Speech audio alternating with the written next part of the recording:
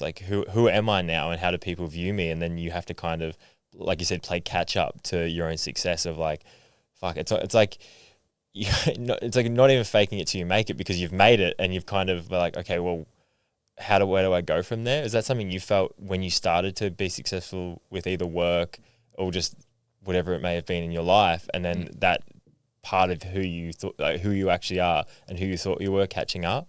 Yeah, 100%. Like the biggest one for me was, so when I finished uni, I started my own clinic, which was pretty unusual. Like most times in like my world, osteo, physio, you finish uni, you work for a few years, and then you might open a clinic down the track. So through circumstances, I ended up opening up my own, and then it was about a year into having my own clinic. I mean, 1 year out of like uni, I started doing mentoring, and it wasn't intentional. It was just people were reaching out to me asking for help.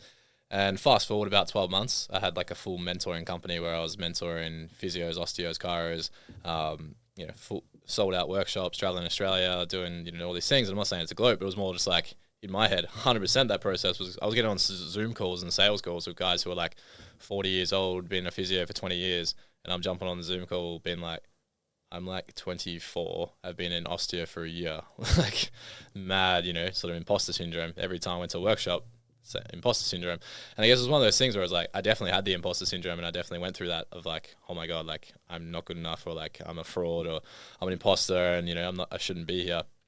But it was really just, like I said, just showing up every week, doing the calls, doing the workshops, and eventually, 2-3 years later, I'd say I finally started to feel confident, maybe when I was like 26, 27. But the first 3 years of me doing that whole mentoring company was literally just like, I was a mess inside. But like, I'd jump on a call and I'd be like the confident, charismatic, answering the questions. But like the whole call, I have my Aura ring, and I'd always look at it, and it would like show your average heart rate and like tell you how stressed you are during the day. And whenever I used to have like a day of calls or a workshop, like my stress would be through the roof and I'd feel exhausted. It was like, it wasn't good for my health. That was when I kind of went through a lot of burnout, my own health issues back in the day. But yeah, I guess to answer the question simply is, definitely went through that. And it was like, I got the success overnight. Well, not overnight. Like obviously I worked hard for it. But I got the success overnight to the people outside looking in. And then it was probably a solid 2-3 years of me just like consistently building and refining that program out of pure fear of it not being good enough, and me getting found out to be some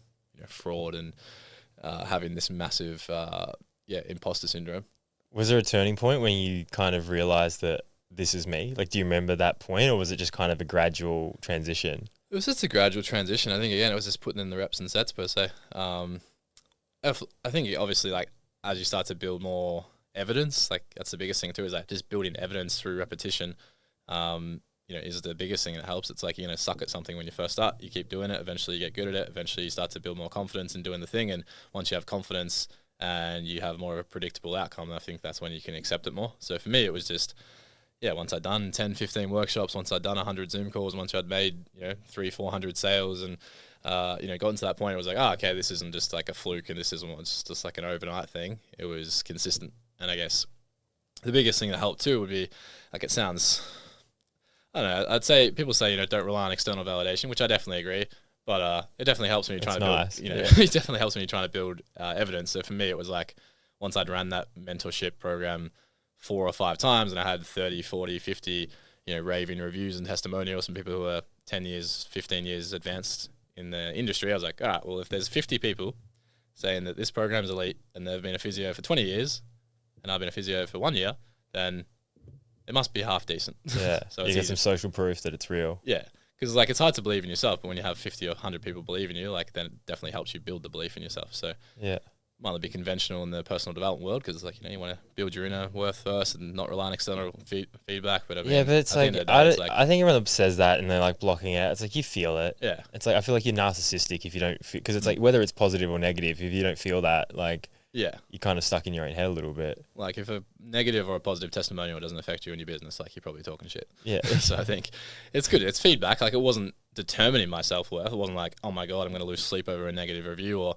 also I'm going to get a positive review and then, go and tell the world I'm a king. But it was like, all right, let's just build evidence. If I've got 100 people in the program and I'm getting 8 out of 10 reviews from every single person, clearly I'm not a fraud. I'm not full of shit. And maybe there's actually something to this, and I got to stick at it. And it's just my own shit in my head. And I think that's a really, really good way to help you get out of that shit, because until you have that evidence, it's like it can be quite challenging just to be positive and back yourself, and You need some kind of feedback loop. yeah. Yeah. And at the end of the day, if you're in business as well, like, doesn't matter what you think of yourself, like, the market's going to tell you if it's good, bad, or ugly. Yeah. Like, you can think you have the best, that's the coaching space in a nutshell. You can say that your program's worth 10 grand a month and that you're the best, personal development coach in Gold Coast, but if no one else thinks that and no one's paying you 10 grand, then You're not that. you're not that.